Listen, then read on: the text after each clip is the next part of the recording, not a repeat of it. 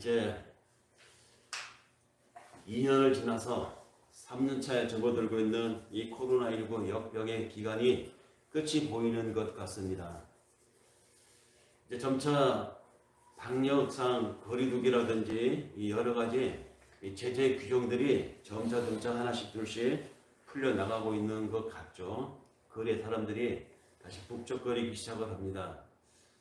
환자 수는 늘어가고 확진자 수는 늘어가고 있는데 수백 명에서 깜짝 놀랐고 수천 명에서 또 놀랐고 이제는 수만 명이 되는데 오히려 사람들이 담담해진 것인지 아니면 다른 비책이 있는 것인지 비책이 있는 것 같아요.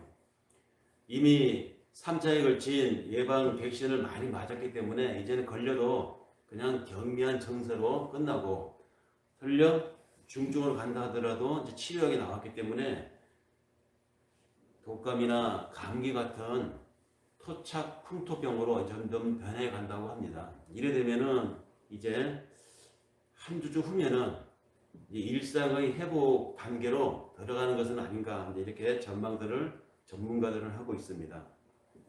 소위 이전에 일상으로의 회복이 기대되고 있는 이 시즌을 맞이해서 오늘 저는 말씀을 회복의 기로에서라는 제목의 말씀을 전합니다. 그 배경으로 예레미야서 30장의 일부 말씀과 신약의 마태복음 7장의 한 부분의 말씀을 우리가 함께 읽었습니다. 예레미야 예언자는 이스라엘이 망해서 포로로 잡혀가던 그 시기에 예언 활동을 했던 선지자였죠. 그는 자신은 결국은 그 땅에 돌아오지 못했지만 자기 살던 옛날 땅으로 돌아오지 못했지만 그러나 그는 포로로 끌려가면서도 끌려가는 자기 동족 민족들에게 예언을 하였습니다. 여러분 절망하지 마십시오. 여러분 이게 끝이 아닙니다. 이것은 과정입니다. 우리가 비록 하나님 앞에 제대로 살지 못해서 이런 고초를 당하지만 하나님이 우리를 결코 이대로 끝내지 않으실 것입니다. 그러므로 여러분 힘들지만 포기하지 마십시오. 절망하지 마십시오. 우리에게는 하나님이 있습니다. 이 이야기를 예레미야 1장에서부터 그의 예언서 끝장까지 계속 시종일관 해오는 이야기였습니다.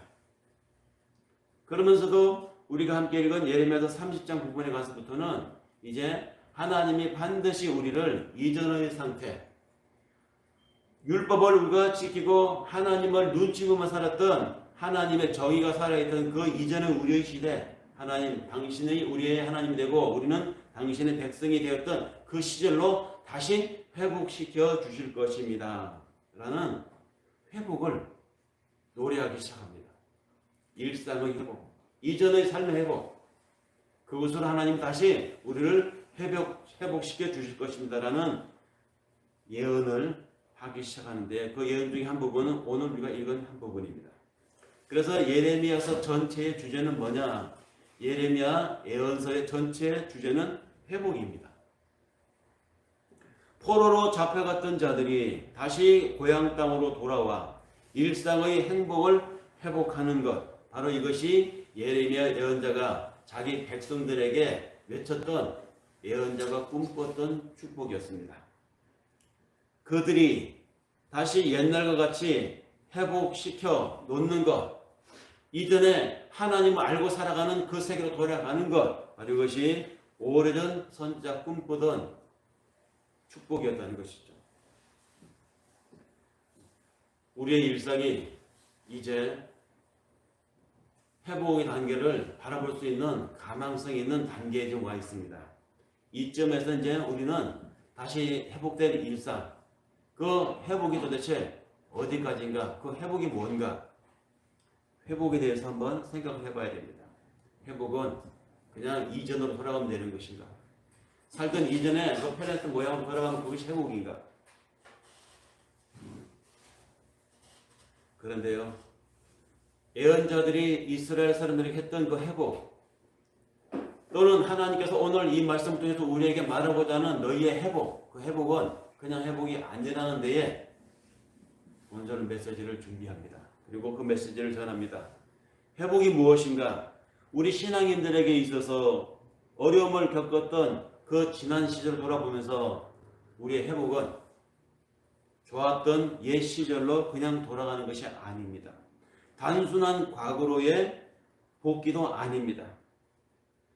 단순한 과거로의 복귀, 좋았던 옛 시절, 그 옛 시절이 어떤 시절이었습니까? 적어도 예레미야 예언자가 바라보았던 이스라엘의 회복을 얘기할 때 그가 말하는 그 회복, 옛 시절은 돌아갈 그 이전의 과거가 어떤 삶이었는가? 예레미야서 2장 7절에서 8절에 소개되어 있습니다. 이스라엘의 이전 상태가 어떻습니까? 거기에 소개되어 있는 내용을 제가 그대로 한번 읽어보겠습니다. 현대인 번역으로 바뀐 내용 알기 쉽게 버전을 바꿔서 다시 읽어보면, 내가 너희를 기름진 땅에 인도하여 그것의 열매와 그것의 아름다운 것을 먹게 하였거늘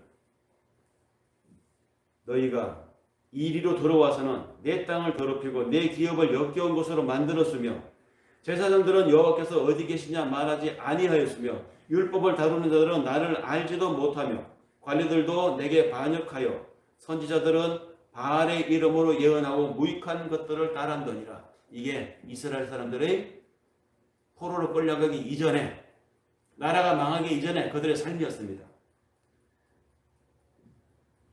그런 그들의 이전의 과거의 그런 삶을 심판을 받아서 지금 나라가 쪼개지고 백성들의 주요 엘리트들이 지배국에 포로로 좀 끌려가는 신세가 되었죠. 그러니까 그들의 이전의 과거는 심판받은 과거였습니다. 그런데 예언자가 우리의 일상 이전으로 돌아가기를 하나님이 회복시켜 주시기를 내가 구하고 있고 또 하나님이 그렇게 계획하고 있으니 여러분들 희망을 잃지 마십시오 라고 하는데, 그 돌아갈 과거가 이런 심판받을 일 또 과거로 돌아가자는 말입니까? 그건 아니잖아요.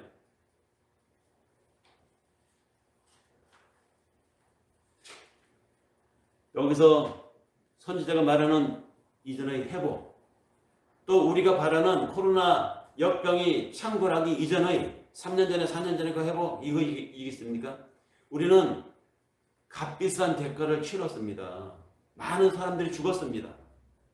이 역병을 겪으면서, 불편함을 겪으면서, 이 지난한 시간을 지나오면서 우리가 다시 회복해야 될 이전은 이전에 그 일상이 아니라는 것이죠. 그건 뭡니까? 예언자를 통해서 하나님이 말씀하시는, 이스라엘이 그때 말했던 것, 또 오늘 우리에게 말씀하시는 회복은 어떤 회복이냐? 상처 입은 포로들이 치료되는 회복입니다. 또 그들을 약속의 땅으로 다시 돌아오게 하는 회복이었습니다. 그리고 돌아와서 그 땅에서 다시 하늘 시민으로, 내가 너희의 하나님, 너희는 나의 백성이라고 하는 하나님의 이 약속이, 언약이 다시 살아나는 그런 회복을 말합니다.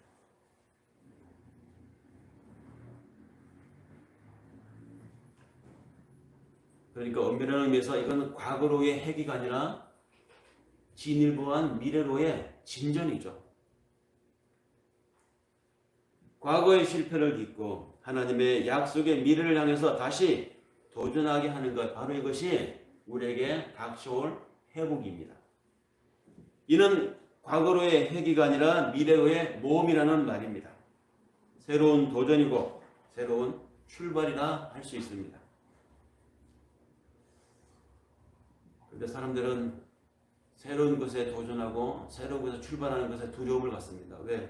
해보면 될지 안 될지 확률이 반반이고, 아니 확률이 더 안 될 확률이 더 높을지도 모릅니다. 그러니 발을 내뻗기보다는 그냥 여기 이렇게 있으면 잃지는 않을 것 같아서 새로운 거 도전하기가 싫어요. 무서워합니다. 사막에 은거하는 이름난 한 수도자가 있었다고 합니다. 이 수도자는 자신의 종교적인 경건성을 더 추구하기 위해서 속세, 세상을 떠나서, 사회를 떠나서 외딴 곳에, 외진 곳에 숨어 살면서 돌을 닦고 있었다고 합니다. 그런데 사람들이 어떻게 알았는지 이 이름난 수도자를 찾아서 그 외진곳까지 찾아왔습니다. 그리고는 자신들의 삶의 고민을 이야기하고 자신의 삶의 문제들을 상담하면서, 수도자 선생님이라면 이 문제를 해결할 수 있을 것 같은데 우리에게 믿음을 보여주십시오. 믿음이 뭡니까? 도대체 믿음이 뭡니까? 내가 믿고 살았는데 이렇게 불안하고, 내가 교회를 다니고 하나님을 믿는데도 이렇게 매일매일 걱정거리가 끊이질 않습니다. 수도자요, 당신은 용한 분이 아닙니까? 믿음이 도대체 뭡니까? 당신의 그 믿음을 좀 보여주십시오. 사람들의 이야기를 다 듣고 있던 수도자는 아무 말이 없었습니다. 다만 먼 산을 바라보고 있었습니다. 믿음을 보여달라고 하는 사람들의 아우성에 수도자는 그저 먼 산을 바라보고 있었습니다. 그러다가 눈을 돌려 자기를 찾아온 사람들에게 말을 합니다. 여러분, 저기 내가 조금 전에 바라보았던 먼 산이 보이지요?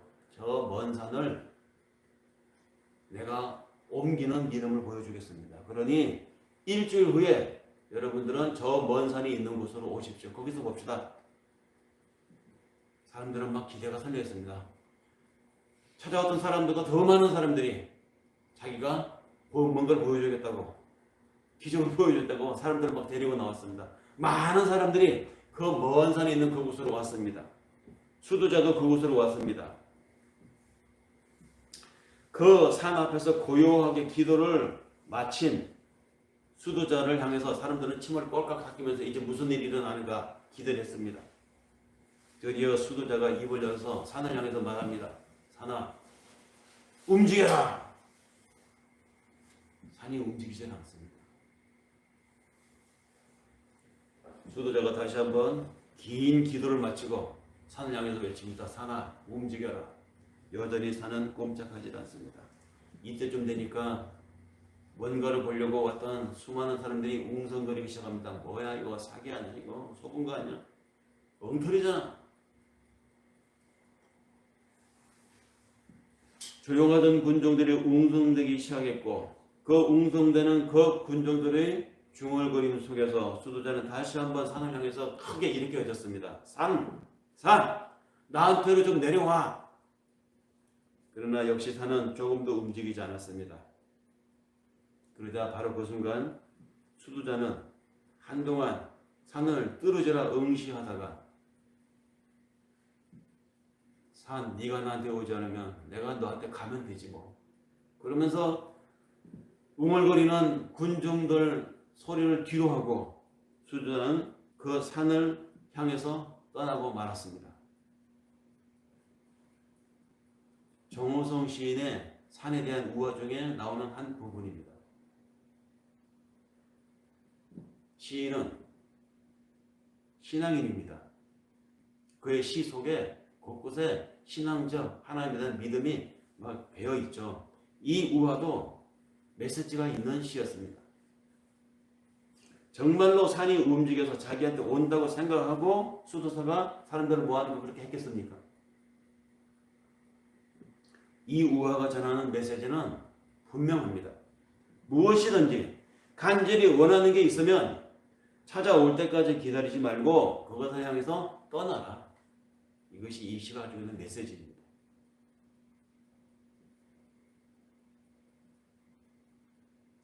수도자는 믿음이 무엇인지를 묻고 믿음을 보여달라고 찾아온 그 사람들에게 믿음은 찾아오기를 기다리지 말고 믿음을 향해서 떠나라. 이런 메시지를 자신이 직접 몸소 보여준 것입니다.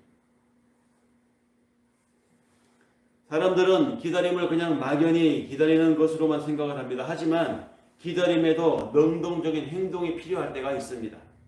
끈질기게 참고 기다리면 거기서 얻는 것도 있겠죠.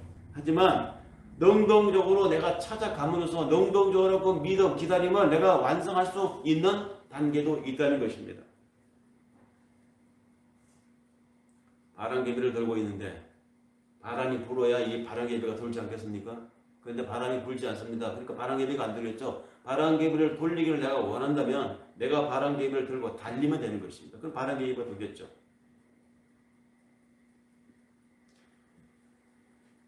산이 내게 오지 않으면 내가 산을 향해서 천천히 걸어가면 되는 것입니다. 길을 가고자 하는 사람에게 길이 만들어주는 이치와 같은 이야기입니다. 내가 기다리는 것이 아니라 오지 않으면 내가 그 기다림을 찾아가보는 것은 어떻겠는가?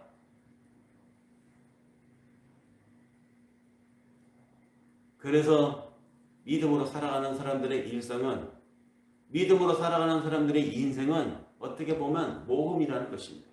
믿음은 모험입니다. 그런 의미에서. 단순한 모험이 아니라 하나님께 내 삶을 맡기고 살기 때문에 모험이라는 것입니다. 사실 하나님이 먼저 우리 앞에 이 모험을 감행해 보여주셨어요. 무슨 얘기인지 아시죠? 요한복음 1장 14절에 하나님의 이 모험의 일단을 언급한 내용이 나옵니다. 말씀이 육신이 되어 우리 가운데 거하셨도다 라는 이 묘사가 하나님이 당신의 모험을 감행하신 내용입니다. 신이신 그분이 인간이 되어 오신 이 사건은 하나님의 거대한 모험이었습니다. 전능하신 분이 다른 모든 아이들처럼 아이들과 마찬가지로 먹을 것을 받아 먹어야만 했던 그 모험, 그걸 했습니다.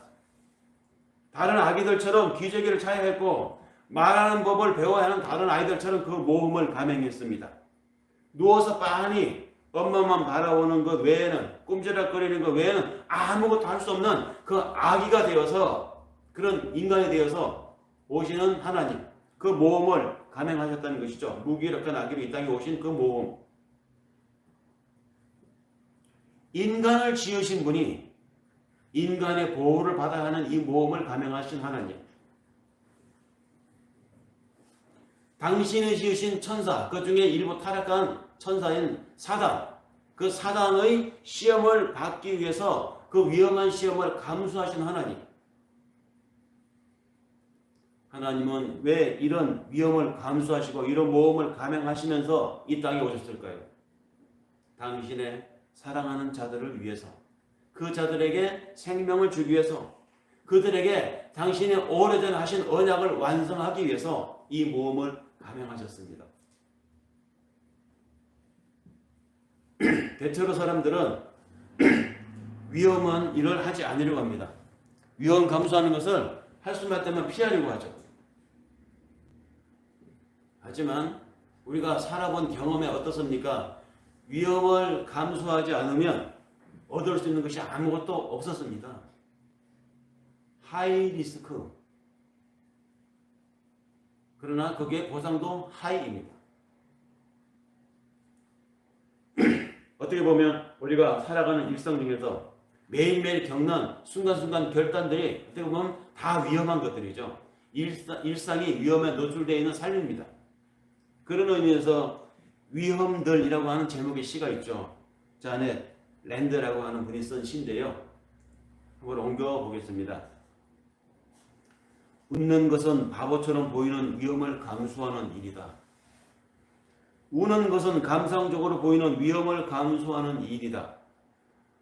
타인에게 다가가는 것은 일에 휘말릴 위험을 감수하는 것이고, 감정을 표현하는 것은 자신의 진짜 모습을 드러내는 위험을 감수하는 일이다. 자신의 생각과 자신의 꿈을 다른 사람 앞에 밝히는 것은 순진해 보이는 위험을 감수하는 것이다. 사랑을 하는 것은 사랑을 보상받지 못할 위험을 감수하는 것이고, 사는 것은 죽는 위험을 감수하는 것이며, 희망을 갖는 것은 절망할 위험을 감수하는 것이다. 시도하는 것은 실패할 위험을 감수하는 것이다. 어떻습니까? 전부 다 위험한 거 아닙니까? 우리가 생각하는 것, 감성까지, 사람을 만나는 것까지 모든 것이 다 위험한 것이라는 말입니다. 그러나 이 시에 반전이 있습니다. 이렇게 말합니다. 후반부에. 그러나 위험을 감수해야만 하는 것, 삶에서 가장 큰 위험은 아무 위험도 감수하지 않는 것.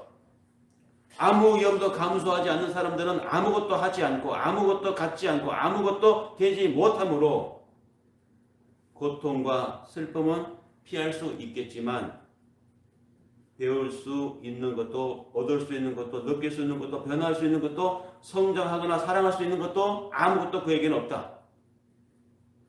확실한 것에만 묶여있는 사람은 자유를 박탈당한 노예와 같은 삶을 사는 사람이다. 그러므로 위험을 감수하는 사람만이 진정 자유로운 사람이다.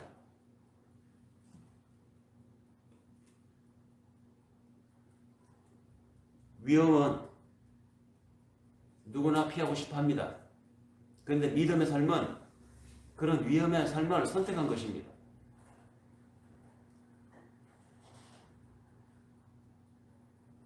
믿음은 위험을 감수하는 삶입니다. 실패를 두려워할 수도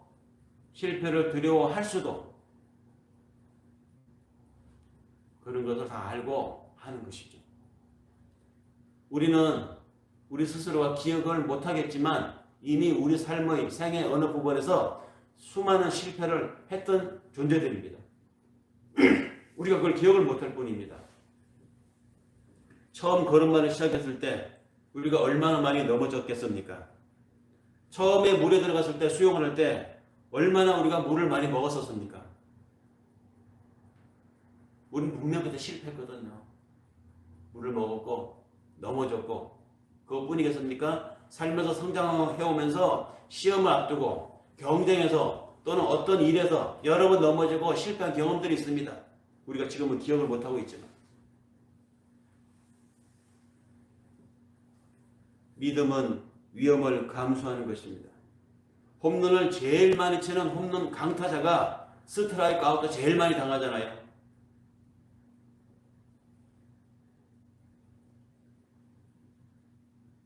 코로나를 불러온 우리의 과거는 우리가 우리의 편익을 추구하기 위해서 함부로 살았던 실패한 과거입니다. 그러나 우리 그 실패한 과거를 걱정해서 어떤 일도 겁이 나서 못 버린다? 그래서는 안 된다는 것이죠. 우리는 그것보다 더 걱정해야 되는 것이 있습니다. 더 큰 걱정은 실패할까봐 아무것도 하지 않는 것이 아니라 아무것도 하지 않아서 시도조차 하지 않아서 그럼으로 인해서 얻을 수 있는 많은 기회들을 놓치지 않을까, 바로 이것을 걱정해야 한다는 것입니다. 주식을 해보신 분들은 잘 알 것입니다. 주식에 돈을 넣었어요. 내가 사놓은 그 종목이 오르면, 빨간불이 들어오면 막 기분이 좋아요. 아무것도 안 했는데 막 계정에 돈이 2%, 3%, 5% 올라가는 만큼 돈이 막 올라가면 기분 좋습니다. 그때 팔아버리면 빨간 그 굳은 만큼 내 돈이 되는 것인데, 현실로 내 돈이 되는 것인데, 이게 내일도 올라가고 모레도 올라갈 것 같아. 팔고 싶으면 요만큼도 없습니다. 앞으로도 더 좋은 일만 있을 것 같아. 근데 어느 날 갑자기 파란 색깔로 확 바뀌어버립니다. 본전 아래로 계정에 돈이 내려갑니다. 10% 마이너스, 20% 마이너스. 그때 팔 걸. 그래서 내 본전이 반토막이 났을 때, 결국 눈물을 먹고 주식을 처분했을 때 실패했습니다. 나의 주식은, 나의 투자는 실패로 끝났습니다. 그런데 주식하면 망한다 이런 말 듣고 하지 않은 사람, 주식을 해보지 않는 사람과 그렇게 해서 돈을 잃었던 사람과의 주식을 바라보는 관점은 전혀 달라요. 다시 이 사람이 주식을 한다면 누가 승리를 얻겠습니까? 실패를 해본 사람은 아마 그 실패를 교훈 삼아서 어떤 종목을 골라야 될 것이고, 골랐을 때 어느 단계에서 팔아야 될 것이고 잘 알 것입니다. 그러나 해보지 않은 사람은 그런 기회조차도 상상도 못할 것입니다. 이 주식을 예를 들었지만 우리가 살아가면서 겪는 많은 일들에서 마찬가지라는 것이죠. 아무것도 해보지 않고 안전빵으로만 살려고 하는 사람들은 뭔가를 해서 거기서 경험하고 얻을 수 있는 기회조차도 얻지 못한다는 것입니다. 가던 길이 막혀버립니다. 문이 막혀버립니다. 그러면 문이 막혔다고 막힌 문을 두들기고 열어달라고 이 길만 있다고 생각하고 거기서 고통스러워하고 거기서 절망하는 사람들이 있는가 하면, 문이 막히면 다른 문을 또 막 두들기는 사람이 있습니다. 그래, 여기만 있겠냐? 발견해보자. 그렇습니다. 살아보니까 나온 경험인데요. 한쪽 문이 막히면 하나님은 반드시 다른 한쪽 문을 열어주십니다. 모든 것이 다 막힌 일이라고 하는 것은 세상에 없다는 것이죠. 죽지 않은 다음에 시간의 문제지 다른 방도의 길이 반드시 열립니다. 그렇기 때문에 우리는 모험을 두려워하면 안 된다는 것이죠. 가던 길이 막히면 다른 길이 있습니다. 다른 것을 찾아보려고 해야 한다는 것이죠. 문이 닫혔다고 실망하는 사람들, 다른 문을 찾아보는 것조차도 두려워하는 사람들, 그런 사람들은 부단히 변화하는 것들 사이에서 열정을 다해서 살아가는 사람들의 희열을 절대 알 수가 없습니다. 길에 눈이 쌓여 있어도 쌓인 눈을 밟고 가는 사람이 있는가 하면, 눈이 녹기를 기다렸다가 눈이 다 녹아서야 가는 사람도 있습니다. 안전하게 사는 사람이 있는가 하면은 해보자 하고 부딪혀 살아가는 사람이 있다는 것이죠.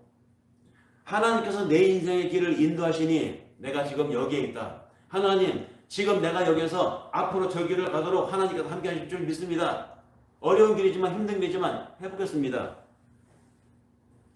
그 길을 인도하시는 하나님에 대한 믿음이 없다고 하면 삶의 눈발이 흩날리는 그 길을 어떻게 나설 수 있겠습니까? 용기가 나지 않습니다.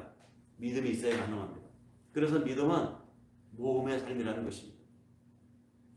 우리는 과거에 익숙했던 것에서 떠나와 이제 하나님과 함께 새로 회복의 길에 서 있는 여기에 이제 코로나 이전의 단계 일상 회복을 이제 눈앞에 두고 있습니다. 그런데 우리가 회복되는 그 일상 이것이 이전에 우리가 실패했던 과거가 돼서는 안 된다는 것이죠. 새로운 시대를 우리는 살아가야 한다는 것입니다. 새로운 새 창조로 저 미래로 나가야 되는데 그 미래로 나간다고 하는 것은 항상 낯선 것, 익숙지 않은 것, 어쩌면 불편할 수 있습니다. 그래서 사람들은 낯선 것, 불편한 것을 싫어해요. 익숙한 것을 주저앉으려고 합니다. 편한 것을 그냥 안주하려고 합니다. 그런데 명절 때 과일을 보내주신 분들에서 과일 상자를 꺼내봅니다. 귤을 한 상자 받았는데 귤을 꺼내보니까 막 터진 게 있어요. 그런데 그 터진 걸 상처난 귤들을 보면 그것이 어디서 터졌느냐, 다른 귤과 밀접하게 닿았기 때문에 그 터진 거예요. 생채기 난 과일들은 과일끼리 서로 맞닿아 있는 부분에서 생채기가 생겼음을 알 수가 있습니다. 인간관계도 마찬가지입니다. 상처를 주고 상처를 입는 대상들이 주로 어떤 사람들이냐? 가장 가까운 사람들입니다. 가장 가까이 있으니까 상처를 입고 상처를 주는 것입니다. 내 가장 가까운 사람들, 가족들, 내 가까운 친구들, 교회, 교우들, 동료들, 정말 가장 아끼고 가장 사랑해야 할 사람들인데 왜 상처를 주고받을까요? 익숙함 때문에 그렇습니다. 익숙함 때문에. 관계의 익숙함에 무감각해져서 그 관계의 소중함을 유지하지 못해서 나중에 후회할 일을 만든다는 것이죠. 사실 그런 일이 너무 많습니다. 그래서 오죽하면 사람들 사이에서 가까운 사이일수록 예의를 다하라 뭐 이런 말까지 있겠습니까?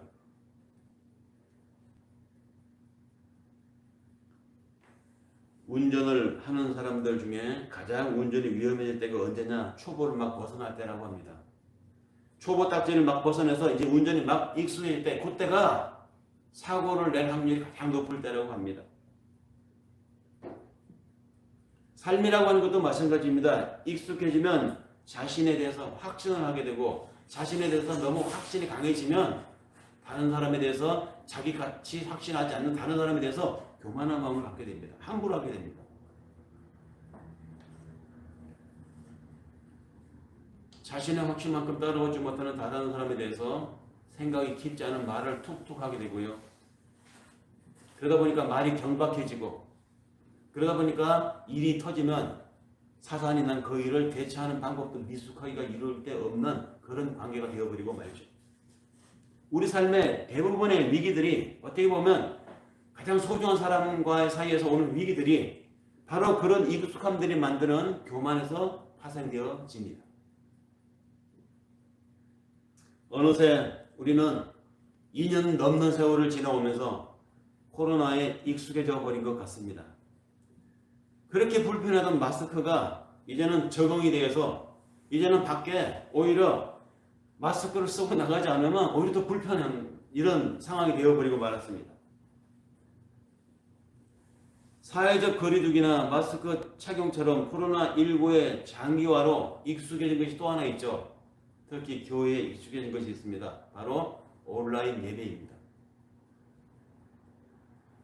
이 동영상 온라인 예배가 처음에는 어색하고 잘 몰라서 이것저것 시행착오도 많았고 어색했었지만 점점점 온라인 예배의 선호도가 또 온라인 예배 참여도가 점점점 높아져 가고 있다고 합니다.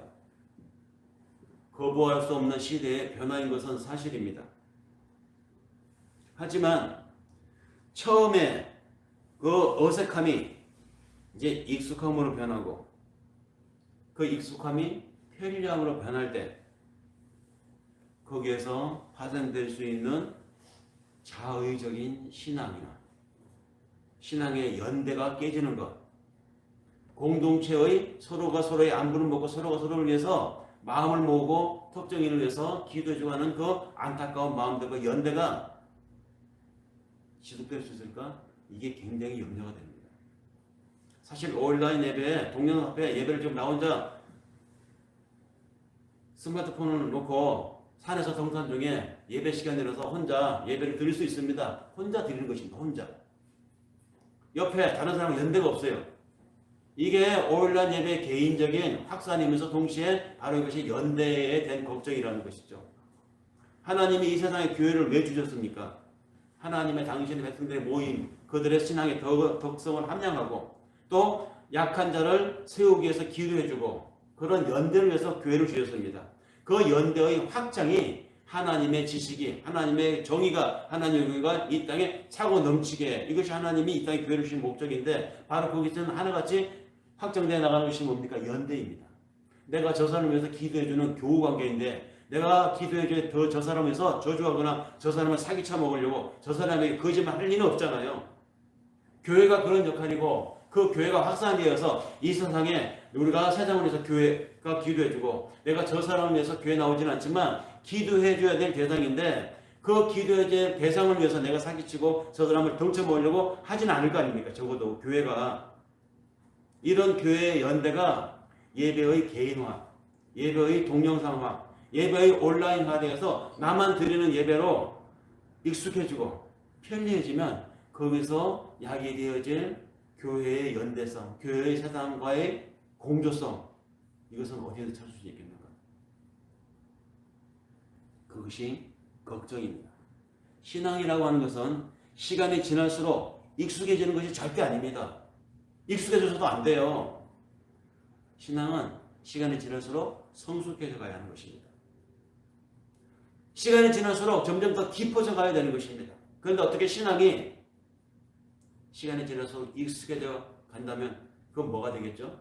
예수님에게 이 해체란 무덤들아, 이 바리새인들아, 어마어마한 질타를 받았던 그 바리새인들 뭡니까? 형식과 익숙화 때문에 예수님의 질타를 받은 거 아닙니까?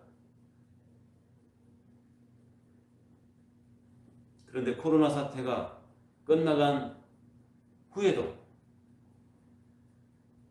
온라인 문화에 익숙해져서 교회에 와서 예배 드리기보다는 편리성을 찾고 함께 모여서 예배 드리기보다는 교제와 나눔도 없는 그런 개인적인 형식적인 신앙만 남게 되지는 않을지 이것이 심히 걱정스럽다는 것입니다.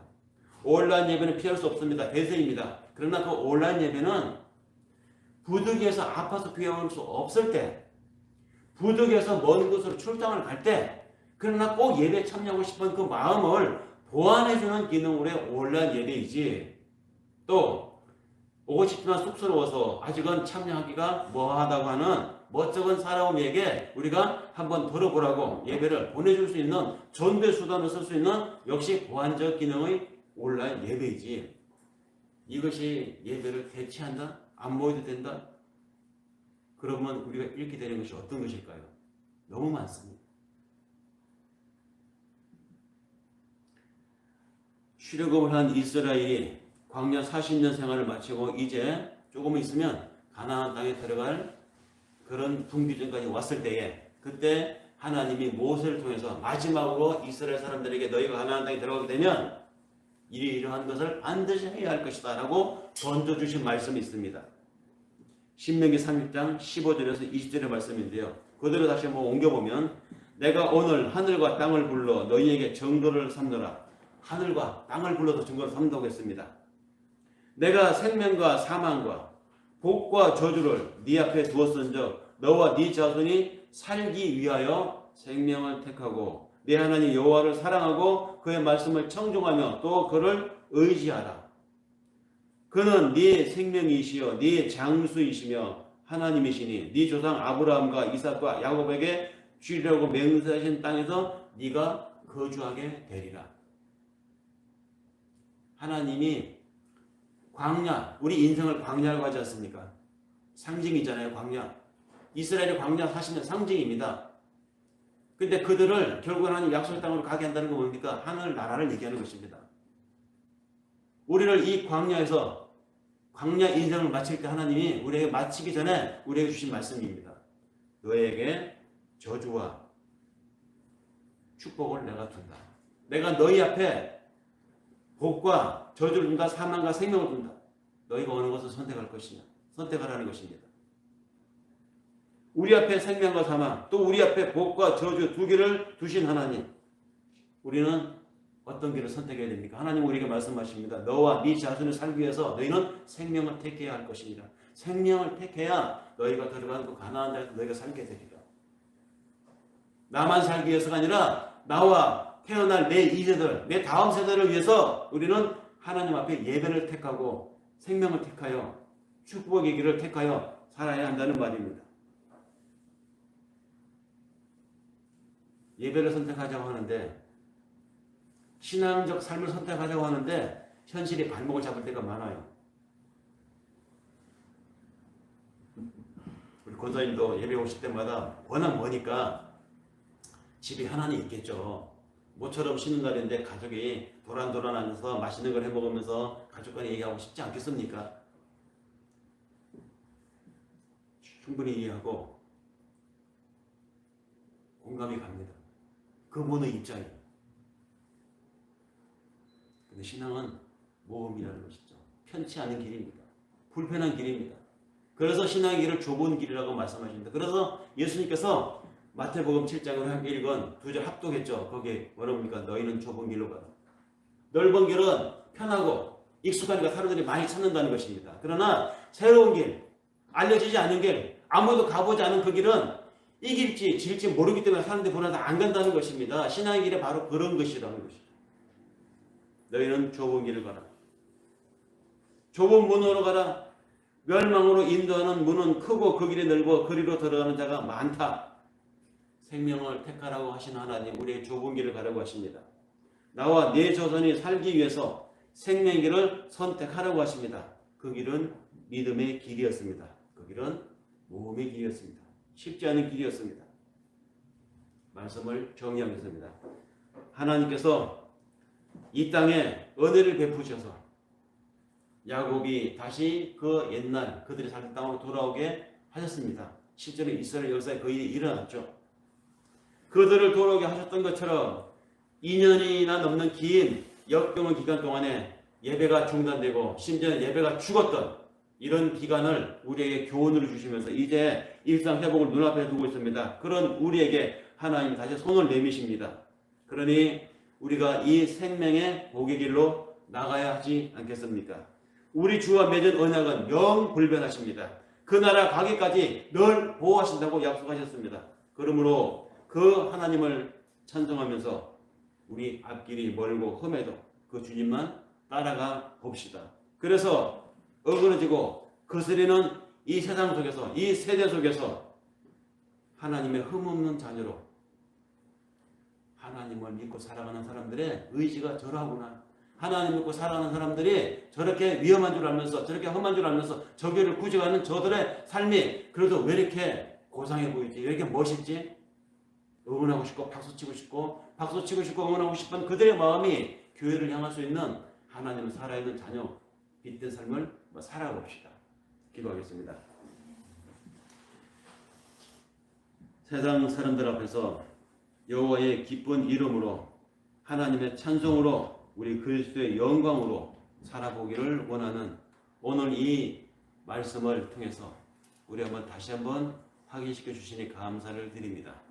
하나님, 우리가 세상 살아가면서 때로는 쉽지 않은 신앙의 길에